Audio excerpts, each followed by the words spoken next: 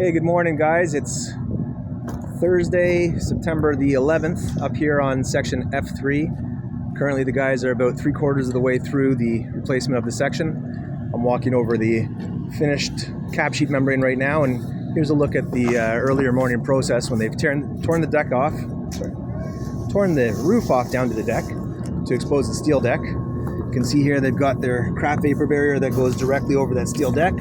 The first layer of insulation is mechanically fastened to the fastening pattern that was subscribed by FM Global.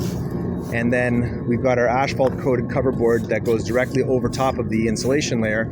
You can see that it's being put down in hot asphalt, and it's staggering the joints of the base layer of insulation. That's important to prevent thermal loss between those joints. Once the cover board is put down, they'll be putting down a base layer of modified membrane in hot asphalt again, and then your cap sheet membrane. So what I'm looking for during my inspections is that these guys are pushing a puddle of asphalt in front of the roll, and that causes the asphalt bleed out here at each and every seam. Any areas that I'm finding that are deficient, I'm marking off. So here's an example right here of where the asphalt buggy was placed onto the membrane shortly after it was installed.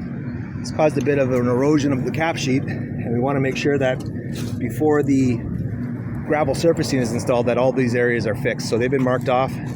They'll get a target patch of cap sheet set in hot asphalt before the final inspection of the field and prior to installing the gravel. So far everything's moving really well. Guys are moving with a quick pace of work and a very good workmanship, finding very few deficiencies and looking good. Thanks for taking a look.